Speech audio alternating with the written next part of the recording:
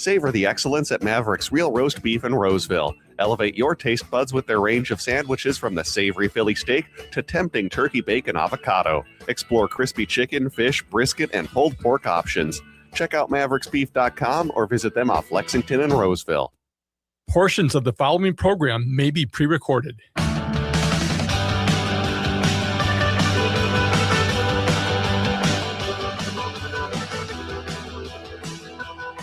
Minnesota's governor election is underway with endorsed candidates. George Santos strikes again, and it is delicious. And as Pride Month gets underway, Illinois is looking to how it can fight back for LGBTQ rights. All of that and more today on The Gailey Show right here on AM 950 Radio, KTNF, the progressive voice of Minnesota, and WCPTA 20, Chicago's progressive talk. We are the only daily LGBTQ news and talk show on the radio in America. I am your host, John Parker, also live streaming on our YouTube channel right now. And please, it's more important than ever to support queer creators on that platform. So if you like queer content and progressive content and you're watching it on YouTube, please click that subscribe button, leave us a comment, and click that like button also while you're there. Today is also the very last day that I have been given free tickets to The Most Happy Fella. For folks who are listening in Minneapolis, St. Paul, I do have one final pair of tickets to give away. It is selling out fast, so I'm really grateful that I can do this for our listeners. So first caller gets a pair of tickets, 952-946-6205, 946-6205. First caller gets a pair of free tickets to The Most Happy Fella. And the reason why I say it's the last time, because it closes this weekend. So claim your free pair by calling in right now. One more time. That number is 952-946-6205. All right, on the show today, in the second half hour, Jake Wittig, managing editor of Windy City Times, is going to be back to share his new award-winning reporting from Chicago. But up first, the Minnesota governor's race has taken a big step forward, as this past weekend, both the DFL and the GOP have endorsed their candidates for governor. Joining me now is Luis Argueta, who is the communications director at Unidos Minnesota. Luis leads strategic communications, digital strategy, and rapid response efforts to build people-powered change across Minnesota. Unidos Minnesota was one of the leading organizations fighting back against Operation Metro Surge, and I've been very grateful to Luis for regularly joining us along with his team to keep us up to date on that fight. But right now, we're going to take a look at the Minnesota governor's race on the DFL side. Luis, it is so great to see you again. Always a pleasure, John. Thank you so much for having me. So I'm going to be very curious now to get y'all's perspective on the DFL convention and what happened and who got the nomination and how did we get there? And what a convention it was. No, it was very thrilling. As if anyone, I love reading, so it almost felt like reading a political thriller, and it had a whole bow tied up at the very end. I'll say that our convention the DFL convention probably was a lot more, at least came to some kind of conclusion than the Republican convention, which had a lot more plot twists and turns than the DFL one. Just for our listeners who aren't part of, don't live in Minnesota, there's like multiple stages to a race here in this state. So you have these conventions where the parties come together to endorse their candidates of who's going to be have the endorsement, but that doesn't necessarily mean they're going to be on or off the ballot. The candidates still have to decide if they're going to run. So before, the tradition was that a candidate would go to the convention, they would or wouldn't get the endorsement. The one that got the endorsement would go on, and the one who didn't would drop out. That doesn't happen anymore. So it just kind of creates a whole bunch of drama over a weekend. It just creates drama. But also things come out and you learn things about the candidates and what they stand for and what they don't stand for. And so this is the first convention since Operation Metro Surge. So this is the first time that these candidates who are running for statewide offices were in front of at least delegates from their parties talking about where they want to see Minnesota go. And, we talked about this yesterday on yesterday's broadcast about how the GOP decided to open up their convention with a moment of silence for Derek Chauvin. I know that didn't happen on the DFL side of things. No. Instead, the DFL side had an in memoriam, which honored Melissa Hortman, right? Instead, we had moments where we were looking at what happened through Metro Surge. I mean, there were moments like that, but I was so appalled. I honestly was actually surprised that they would move forward with a moment of silence. Also, right? Aren't moment of silences something that you do for someone who's passed away? It just seemed so dystopian. I'm going to call it dystopian. Why would you have a moment of silence for Derek Chauvin? In Minnesota. In Minnesota, nonetheless. Come on. I mean, if this is some kind of like weird virtue signaling for them, well, they put out some kind of bat call. If you go to Minnesota Reformer, they got audio of it, so you can listen to how it went down in there. And the thing that gets me is that the guy stands up, asks the order of business, the chair then asks the room, and you hear the entire room all go, "Aye, let's do this." And it's just like the violence is the point. They want the violence. This was the reason why they brought in ICE and DHS in the first place, and they wanted them here, and now they're trying to pivot and talk about fraud and not talk about what they did and who they invited and the violence that they caused here in our state. But yeah, that's their side of things. I'm curious then y'all's reaction to what happened at the DFL convention. Yes, I mean, just Friday night alone, Friday was a very long day. I think a lot of things were tried to be fit in. A lot of point of orders and just suspension of rules that occurred that took that first day all the way into 1:30 a.m. So a lot happened even just in that first day. One of the things it really that has probably sparked a lot of conversation, just even in the days after the convention, were the candidates Amy Klobuchar and Kobe Lane, both running for the gubernatorial seat here in Minnesota, and then getting a Q&A and a statement read aloud from both of these candidates. It was something that wasn't foreseen. People were even thinking that there's no way that these candidates will debate. People were coming into this convention saying Kobe who, but I honestly, I think after this convention and just Kobe made a splash. I mean, Kobe honestly just was able to come through, and she put out what she stood for, what she has. I think the best thing that could have happened to both candidates, really, I'll put it this way, is that they actually had time to speak and actually put out a statement and talk about what they needed to do. I can, full disclosure, Monarca Unidos was talking to both camps. We were working with both Kobe and with Amy Klobuchar's camp. So, a lot of times people were like, who are you voting for? Who are you supporting for? At the end of the day, we ended up telling our delegates, vote your conscience, vote whatever it is that you need to do. There is a path to power that we see potentially with Amy Klobuchar, and we're still exploring what the beginning of that relationship is. But one of the things that happened at that convention that no one could just blatantly ignore is what Kobe brought.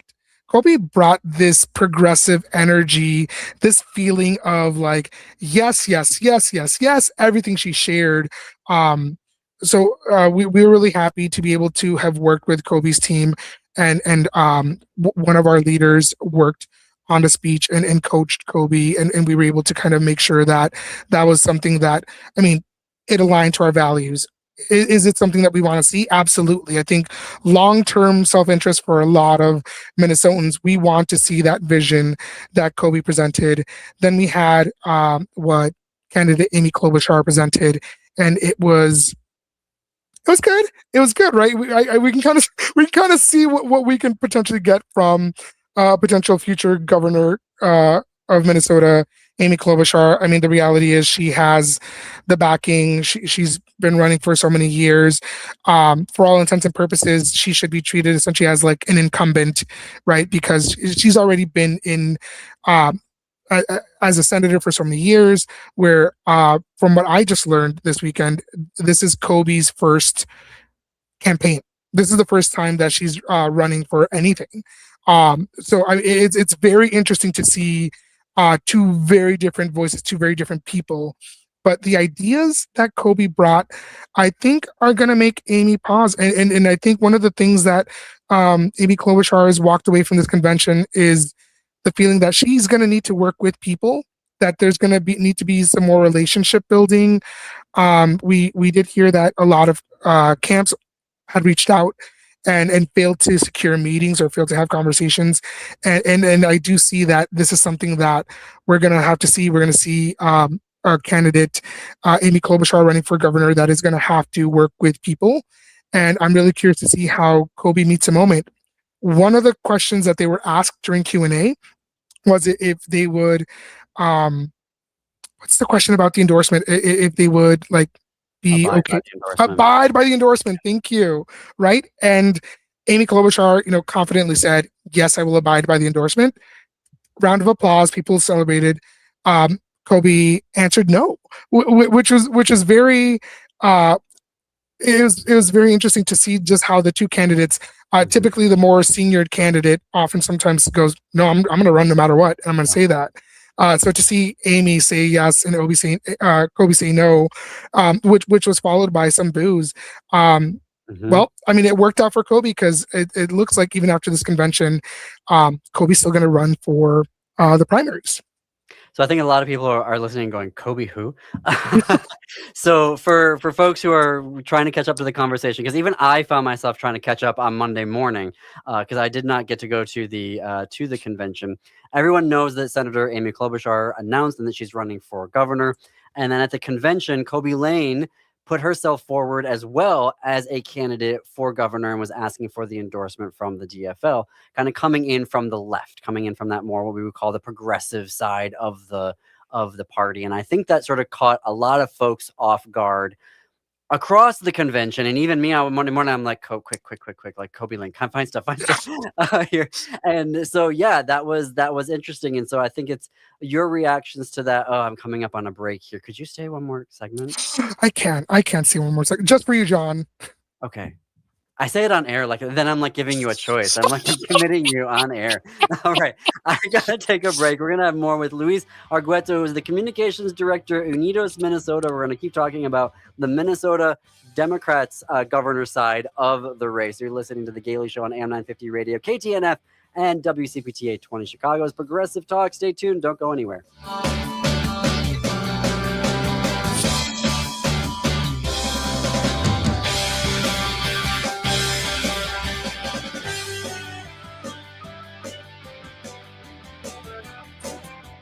History Theater presents Courting Harry, a smart, funny, and intriguing look at a 70-year friendship between Justice Harry Blackmun and Chief Justice Warren Burger, starting in the streets of St. Paul and dissolving in the halls of the Supreme Court. The Star Tribune describes the drama superb. Lee Blessing sketches the fraught relationship between Blackmun and Burger in a richly interesting play. It is excellent drama, rich history, and illuminating psychology, just what theater should be. It demands to be seen. Performances run May 16th through June 7th at History Theater in downtown St. Paul. Get your tickets now at historytheater.com. Carol left a career as a CPA for her dream job at an independent bookstore. She's a literary fiction and mystery reader and member of 2 book clubs that actually read and discuss the books. A tail-end baby boomer avoiding retirement because she loves the people she meets at Big Hill Books. She believes kindness and patience are virtues we all need. At Big Hill Books, the numbers are balanced, but the heart is what counts. Big Hill Books, read, think, grow. Hi, this is Colleen Waterston of Sorting Through Life on AM 950, Sundays at noon. Join us this Sunday where Alicia, my right-hand organizing assistant, turns the table on me. Right, Alicia? Yeah, I had a super fun time interviewing you and finding out more. We talk about space-by-space organizing, where we go into people's houses and help make them better. So join us this Sunday at noon on Sorting Through Life. Time is running out to experience Uchi Said So at All My Relations Arts in Minneapolis. This powerful exhibition by Daniel Seawalker shares Native stories rooted in collective identity, generational knowledge, and teachings passed down through community. Through bold portraits and vibrant color, the work honors the significance of grandmothers in Native culture and reminds us that sovereignty begins at home. Closing June 6th, don't miss your chance to experience this powerful exhibition. Plan your visit today at allmyrelationsarts.org. Woodland Stoves and Fireplaces is having their annual maintenance service special. Every stove, insert, and fireplace needs regular maintenance. Woodland goes over the critical components that control your fire to ensure safe and efficient operation. Get it done now and save $40, and you'll be ready to fire up the next cool night. Hi, I'm Adam Ostrowski, co-owner and head of service at Woodland Stoves and Fireplaces. We have the equipment and the know-how to supply and maintain stoves and fireplaces. Contact us by phone at 612-338-6606 or request service online at woodlandstoves.com and take advantage of our spring service and maintenance special. This is a great time of year to visit the store. Woodland Stoves and Fireplaces is located just off of I-94 and Riverside Avenue and East Franklin Avenue in Minneapolis. Open weekdays 9:30 to 5:30 and 9:30 to 4 on Saturdays. They invite you to visit and see the Twin Cities' most diverse selection of wood, gas, and electric stoves and fireplaces. Woodland Stoves and Fireplaces, out of the ordinary products and services since 1977.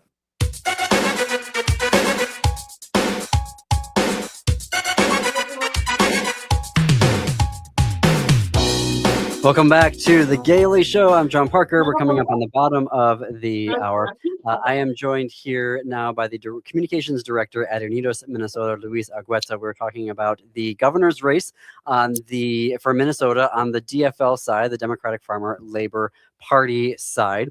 Luis, before the break, we were sort of trying to give folks a sense of who Kobe Lane is, because she sort of just showed up out of not on anybody's radar and is now in the race for the Democratic nomination that will happen. That election happens the first Tuesday, right, of August.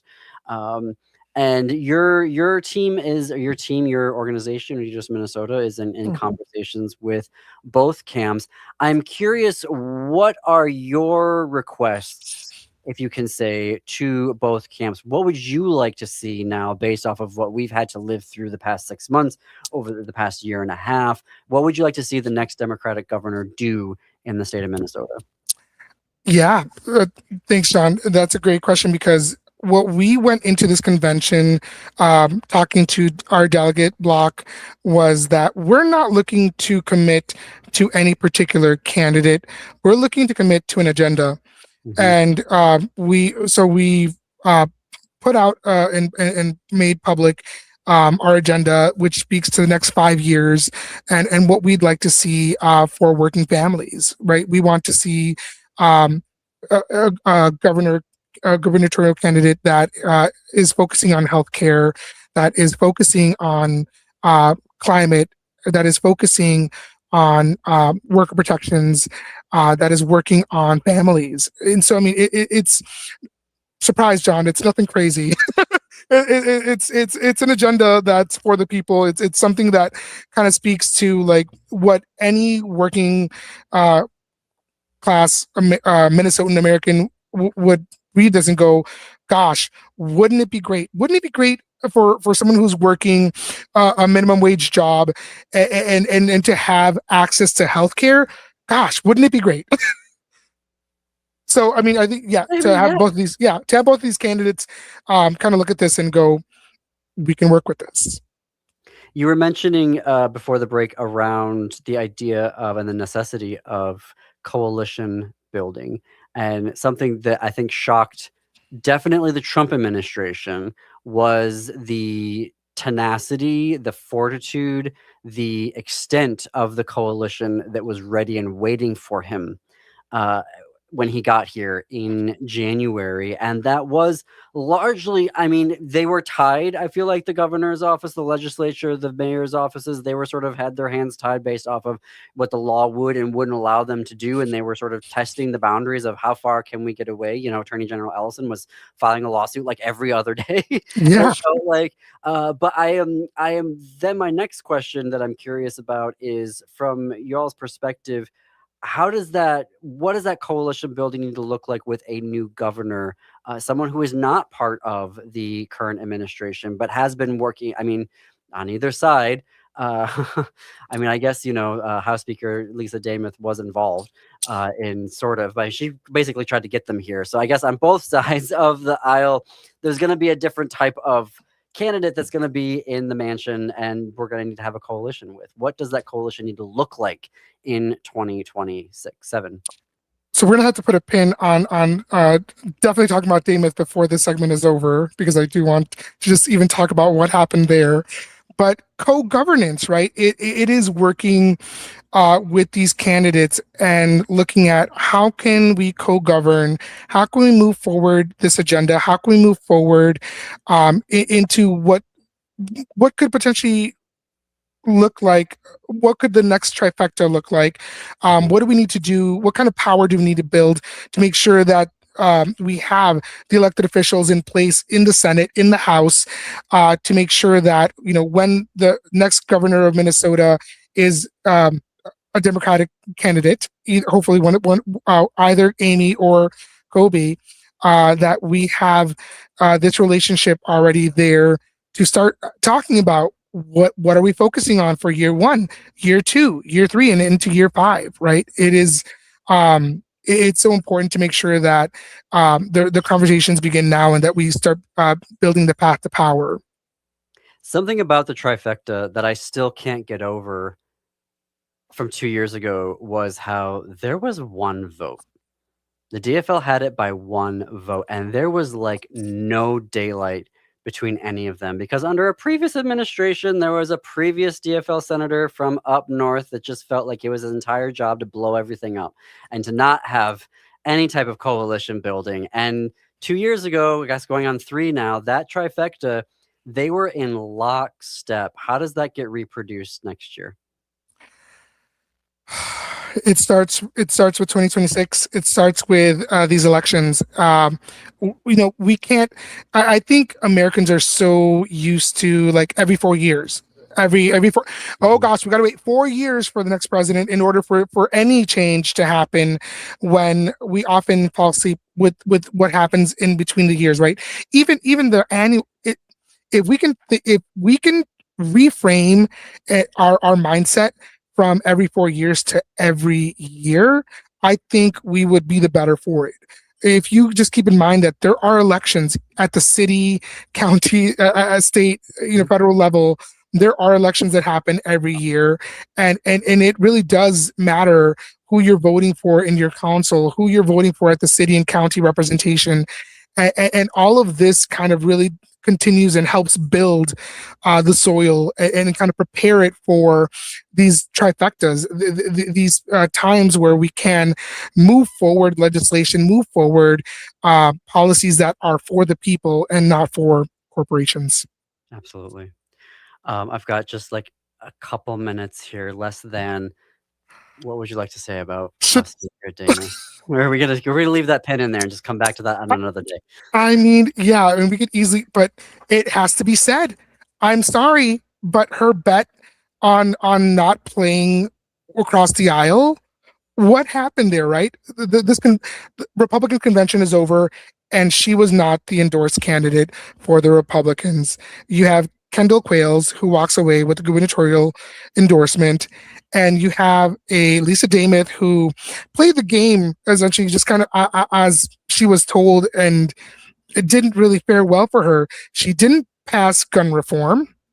She didn't pass an economic stimulus bill for small businesses. Listen, just even with the economic relief for small businesses for what happened over the past couple of months, that was such an easy win for them. Money, economic stimulus. I mean, that isn't that what the Republican Party is supposed to be about? And bipartisan too. That was bipartisan. Was bipartisan, and she refused to bring it forward. Luis, it is always so good to see you, but she's got her cartoon superhero ad, so I guess that's something. Luis, which is nice. Tell folks the website that folks can go to connect with you and the work that you're doing? Yes. Visit Monarca, monarcamn.org or unidos-mn.org. You can find us on Instagram, Facebook, TikTok, LinkedIn. You can find us everywhere. Thank you so much, Luis. I hope you have a good rest of your day. Folks, stay tuned. We're going to have Jake Wittig, 2025 Chicago Journalist of the Year. When we come back, you're listening to The Gailey Show. Thanks, John.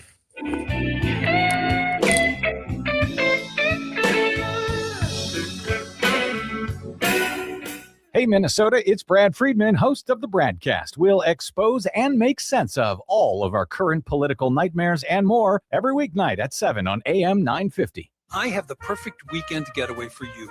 Take the short drive to Winona and see the 2 productions of the Great River Shakespeare Festival in their new home in the heart of downtown.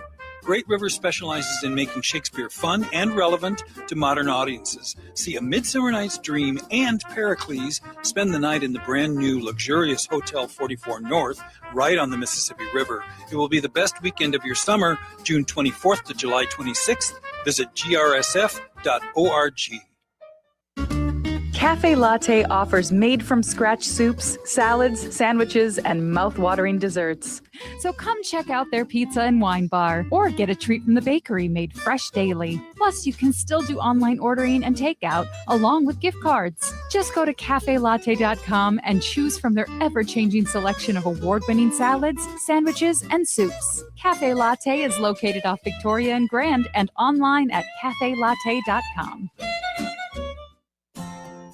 Hey, it's Patrick for Zero Res. Summer is here and Zero Res has the best deal of the summer on tap just for you right now. School's going to be out if it's not out already, and maybe you're having a graduation party at your house or a summer celebration with friends and family. Don't let rising gas prices stop you from having a clean, healthy home. Zero Res is keeping comfort affordable with powerful cleaning at a price families can feel good about. Get things off on the right foot this summer with Zero Res's big summer savings.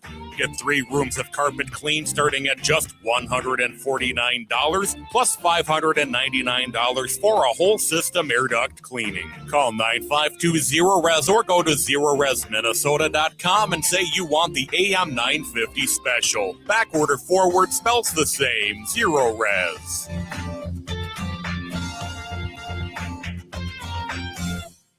At Schroman Law, we provide more than just legal documents. We walk alongside our clients to ensure their wishes and legacies are being honored with every choice. And we do this while recognizing that this process can be emotional and weighty. Our team includes attorneys, as well as a grief coach and a published writer ready to assist with legacy letters and extra wishes to go alongside your healthcare directive. Contact us today to learn more at schromenlaw.com. That's SCHROMEN law.com. With your AM 950 weather, I'm Brett Johnson. Look for sunny skies today with a high near 85, tonight cloudy with a low around 63, and Thursday a chance for thunderstorms with a high near 81. Savor the excellence at Maverick's Real Roast Beef in Roseville. Elevate your taste buds with their range of sandwiches from the savory Philly steak to tempting turkey bacon avocado. Explore crispy chicken, fish, brisket, and pulled pork options. Check out mavericksbeef.com or visit them off Lexington and Roseville. You're listening to AM 950, the progressive voice of Minnesota.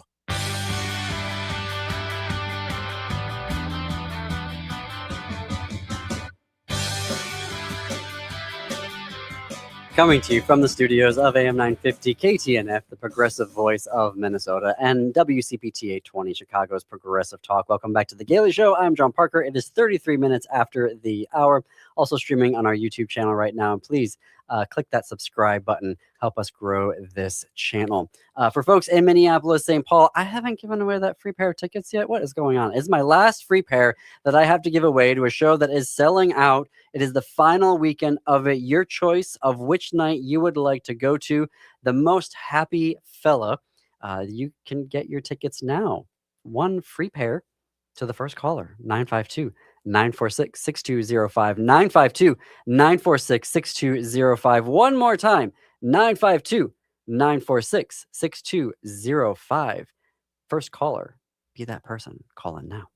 All right, there's a story. Before we get to Jake, I cannot, because we went along with Luis, and I really love that Luis stayed along and talked to us about it, because obviously we're going to be covering the Minnesota governor's race from now through election day, and then to whomever becomes governor, we're going to be following that story as well. But this story is just too delicious.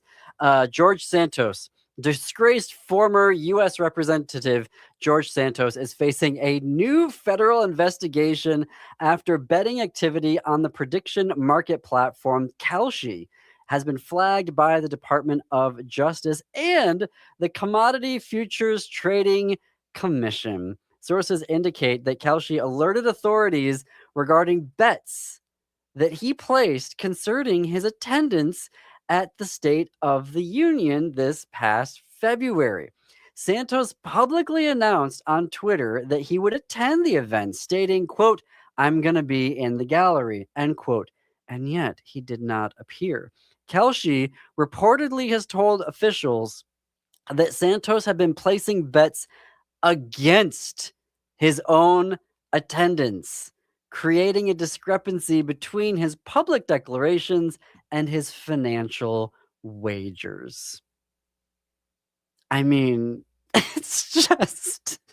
You can take the con out of the House of Representatives, and apparently you can take the con out of jail, but you just can't take the con out of George Santos. I mean, it's just, when people tell you who they are, they tell you who they are. All right. Windy City Times has been the voice of Chicago's LGBTQ plus community since 1985. That is 41 years of uplifting queer stories, reporting with pride, and chronicling LGBTQ plus history. Visit windycitytimes.com/newsletters to sign up for the publication's weekly LGBTQ plus news updates. I say this every time, but they are excellent, and I read every single one of them. Jake Wittig is managing editor of Windy City Times, where he reports in-depth stories on Chicago's LGBTQ plus community and oversees the publication's growing newsletter operation. And last year, the Chicago Journalists Association named him Journalist of the Year. He joins us bi-weekly on Wednesdays to share that award-winning journalism. Jake, it is so good to see you again. Good to be back. How are you? Happy Pride. Happy Pride. Is it times like these that you wish you weren't in DC covering someone like George Santos? Like, I feel like every queer journalist should just have an opportunity to talk about George, because it's just too good. I'm happy to be away from it, to be honest. I love my local news. Okay. You've got some, you got some putting the con in conservative. I just saw your post. You've got some big stories out this week, some serious ones too, around the fight for LGBTQ rights. So maybe we can kick it off there with an article, the headline being "Pride in a Political Moment." Tell us about it. Yeah, so we're kicking off Pride Month, and there's going to be a lot of parties, celebrations, parades, so much joy happening this month, and that is really important. But I also didn't want to let this Pride go by without acknowledging the political reality that we are facing. So this story I did, it's Pride in a Political Moment, and I basically break down what's at stake for LGBTQ plus rights in Illinois. We're a local news outlet, so I wanted to really localize these attacks on our rights and show how it's manifesting in a state like Illinois, which is considered a safe state for LGBTQ plus people. So in the weeks leading up to Pride Month, I interviewed several leaders of advocacy organizations. I interviewed a trans teenager who moved here from Tennessee to flee, an unsafe state, and then get his perspective on what it's like in Illinois.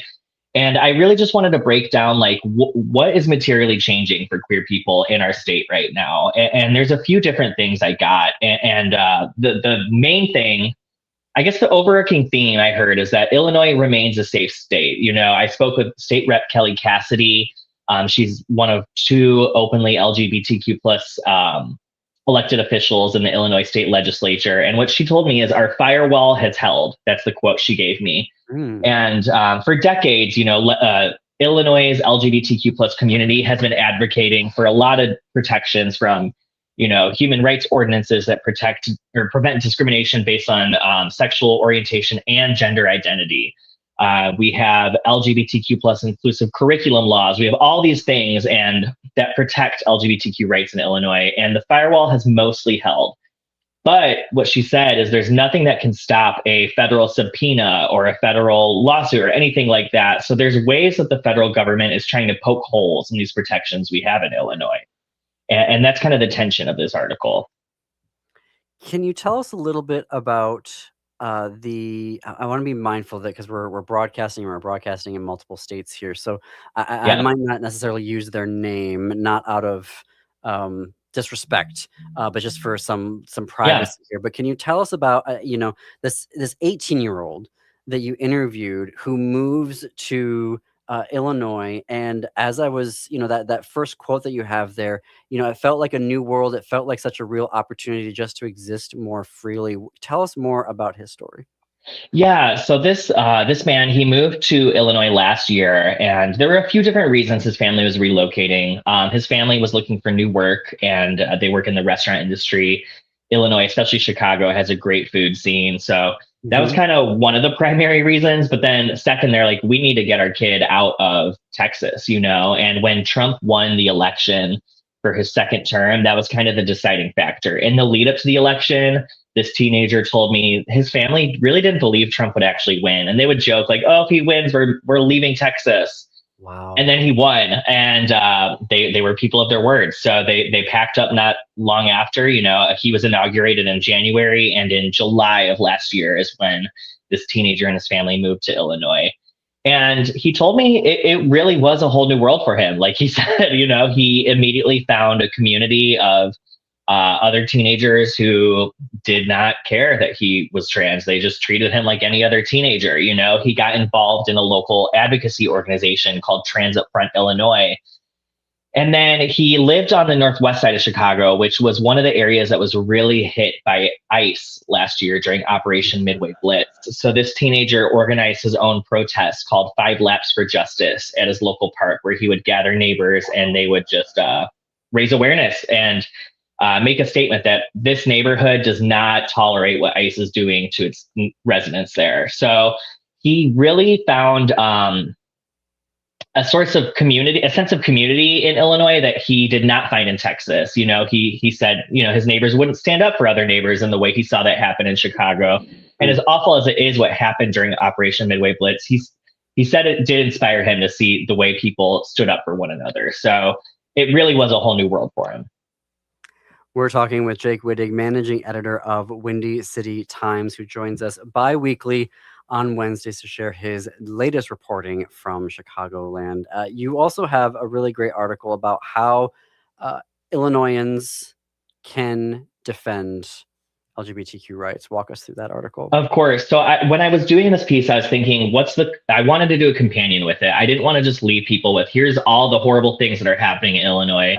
We have the CEO of Chicago Public Schools was subpoenaed. She has to testify before Congress on June 10th about various things. Among them is LGBTQ inclusion in schools. So there's threats to schools, there's threats to gender affirming care. There's so many things that are happening in Illinois that are actually already changing lives for LGBTQ plus people. And I didn't want to leave our readers with despair. I wanted them to leave feeling informed and knowing what they can start to do to take action. So this companion piece is called Pride in Action, How Illinoisans Can Defend LGBTQ plus Rights. And I interviewed several queer organizers from across the Chicago area and the state just for their practical tips on things people can do. And it starts with voting in every election. You were talking about this with your previous guest. Don't think of voting as a every 4 years thing. It should be every year, Who are we voting for? Stuff like that.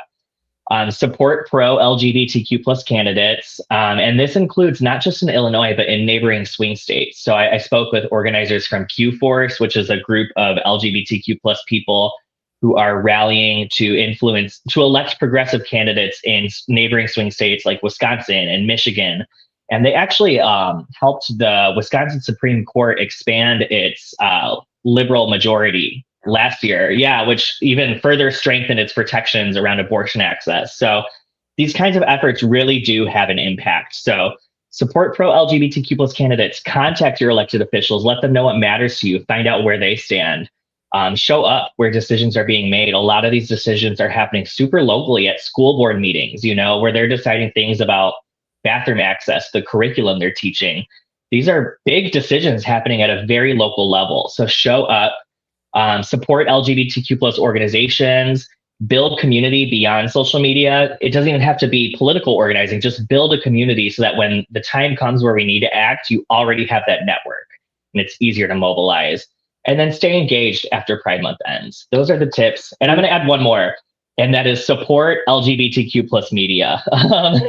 Yeah, you know, any issue that you're passionate about, you should be supporting the journalism that covers that issue too. So if you care about LGBTQ rights, support the LGBTQ media that's covering our rights. So it is rapid because major, news outlets, even within our areas, are being gobbled up by the right and by people who don't like the LGBTQ community or won't dedicate resources even to a reporter, let alone ongoing coverage.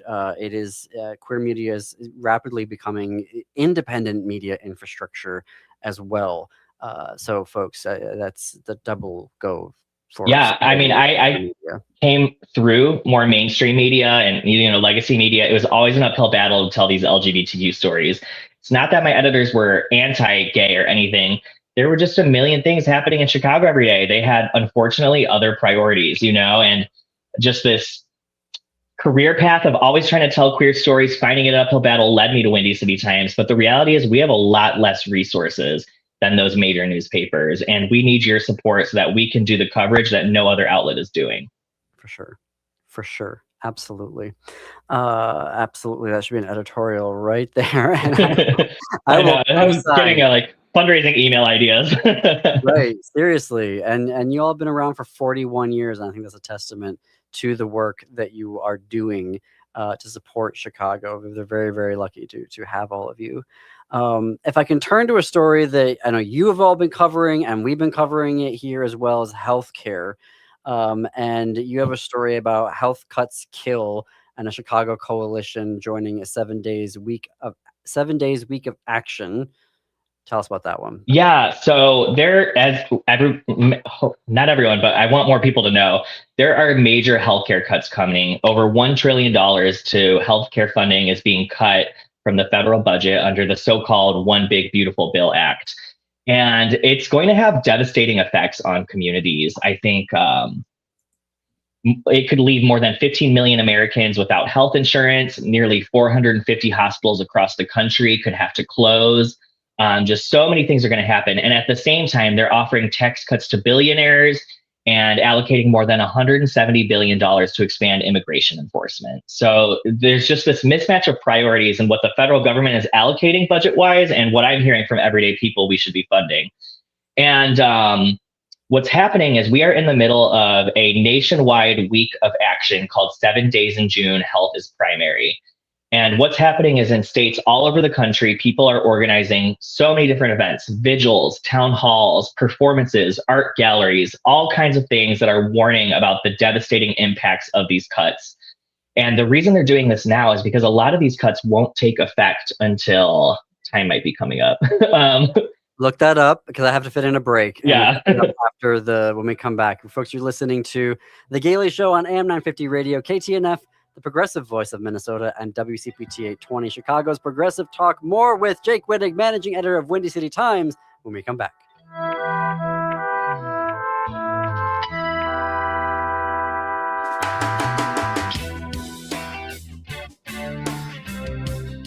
Located just north of 50th in France, the Great Wall Restaurant has provided a delicious taste of authentic Chinese cuisine since 1981. Specializing in Szechuan and Peking dishes, they offer one of the most extensive menus in the Twin Cities. Favorites include hot and sour soup, pan-fried dumplings, and mushu pork with homemade Chinese pancakes. Stop by their Edina location or call for takeout at 952-927-4439. See the full menu at greatwallrestaurant.us.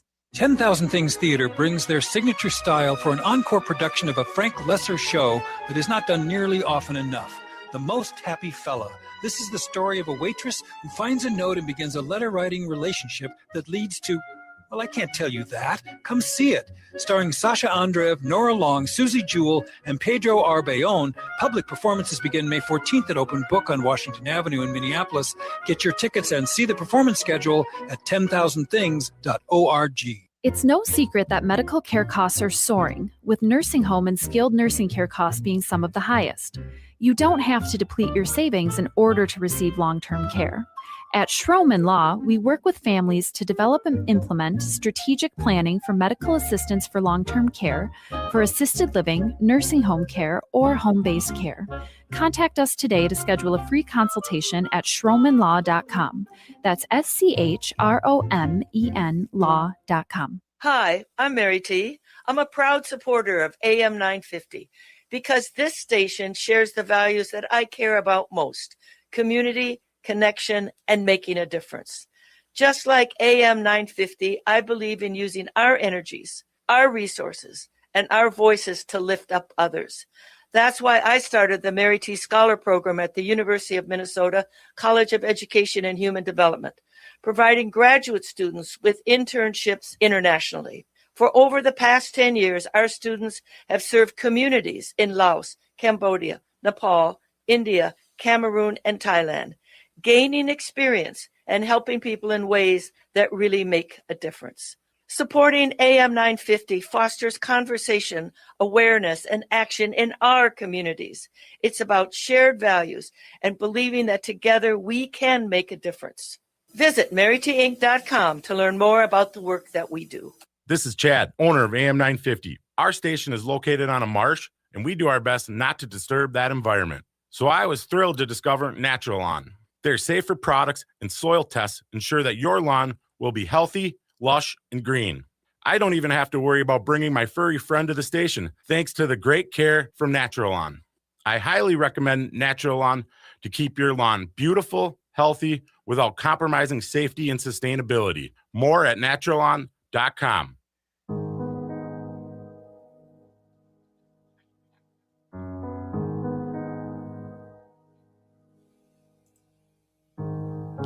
Welcome back to The Gailey Show. We're coming up on the top of the hour. I am John Parker. Jake Wittig, managing editor of Windy City Times, is here with me, and we're talking about healthcare cuts, major cuts that are coming here. And this is a week of 7 days, week of action to highlight what is just around the corner if action is not taken. Jake, can we pick it up there? Of course. So before the break, I was talking about the devastating impact that these cuts could have. And what I was about to say is they likely won't take effect until after the election, which is kind of intentional, you know? So we need to raise awareness now. So going into these elections, we can really elect candidates who can actually do something about this to stop them from happening. So we're in the middle of this nationwide week of action. There's events going on all over the country. Go to 7daysinjune.org. They have a map. You can find things happening in your area. But one of the biggest events happening in Chicago is a candlelight vigil, which is happening Friday, June 5th at 7:30 p.m. at the AIDS Garden, Chicago. That's a popular area on the lakefront where the queer community gathered in like the 80s and 90s. That's now a monument to people that we've lost of HIV and AIDS. It's got a big Keith Haring statue, and this vigil is happening there to honor anyone who has been lost from any healthcare inequity, HIV or anything else. And the timing is really significant because it's happening exactly 45 years after the CDC reported its first case of what would become known as the AIDS epidemic. So it's really a stark reminder of what happens when governments fail to respond adequately to public health. This is a huge story. And to remind people, when they passed the Big Beautiful Bill, they deliberately put all the most egregious cuts to happen in January of 2027 because they knew running on it would lead to a wipeout in the midterm elections. So it's really important to read all of Jake's reporting on this because it's stark and it's coming soon, 6 months to go. However, before we leave you today, Dunes Resort, tell us about an anniversary that they're having. Yeah, so the Dunes Resort is a queer destination in the Midwest. I actually go every year, 4th of July weekend. Me and my friends get an Airbnb in Saugatuck, Michigan. That's where it is, the Saugatuck Douglas area. And it started very quaint. It was founded 45 years ago by during the time when it was illegal for bars to serve alcohol to groups of gay people. So the soon-to-be owner of the bar, he saw this need for a place for queer people to congregate, and by the time the Dunes opened, it just had like maybe a 22 room. It was a 22-room motel, whatever. It was very quaint, But now it's grown into this sprawling hotel entertainment complex. It's got a pool party every day. They have indoor dance floor, outdoor dance floor, bars everywhere, a theater for drag and cabaret performances. It is like so much fun. It's a big party, and they're celebrating 40 years, which is pretty incredible. So I love that. yeah, it's a good one. So it was really interesting doing this story, just learning a little bit more about the history. The history, and one of the traditions is every Sunday they do a tea dance, and a tea dance, these were like high society social gatherings in the late 19th century, but they became popular among queer people in the 1950s because it was a way that they could gather, and there wasn't alcohol served. It was tea, so then the police couldn't crack down on those laws that prevented establishments from serving alcohol to queer people. So today we think of the tea dance as just a giant circuit party, but it's got this historical significance that really speaks to the creative ways that we would find community during a time when it was outlawed. So really interesting to learn the history of all that. I know that Pride is like our month, but I feel like Halloween is also like our our day. And I didn't realize that the Douglas Halloween Parade has 10,000 people that go to it, and then the Dunes has an after party. Yeah, I didn't know that either. Halloween is their thing in that town, and the Dunes is the place to be. And the after party, it's not just queer people. It's like the straight people in the Douglas area are also like, let's go to the Dunes. Who does Halloween better than the gays? So yeah, exactly. So I haven't been to Halloween. Maybe that's on my list this year. But the marketing guy, Nick Alec, told me Halloween is the Dunes at its best. So I would love to see that as well. And I knew of the Dunes because my dad's family is from Northwest Lower Michigan, so about 2.5 hours north of Saugatuck, and so I'm like, I knew of, but I did not know. This is such a great profile that you've done here, all of the history into them and the backstory. It's when the world that we're living in today, it's so nice to see an organization like this that's been around for 45 years and has weathered through and has created this identity for itself and is still growing strong. I mean, it just, yes, it's like the Fire Island or P-Town for queers in the Midwest, and it's more than just the Dunes now. They've influenced the area. There's the Camp It Queer Inclusive Resort. It's a campground. There is the Michigan's Art Coast. There's so many art galleries, queer-owned businesses now. Now the whole area is becoming a destination. So even the way the Dunes brands itself, they're not so much the destination itself. They're trying to. It's a whole queer tourism industry now that they're a part of, which is really cool. I love that. Yeah. Folks, you can read this and all of Jake's amazing award-winning reporting at windycitytimes.com. You can sign up for the Windy City Times' excellent weekly newsletters while you're there. Again, I keep saying it. I read them every single week. They are excellent. You can find Windy City Times on Facebook, on Instagram, and Blue Sky, I believe. Are you all still on Blue Sky? We auto post there. I'm not getting engagement there, so I'm kind of abandoning ship. So no, that's a whole other story.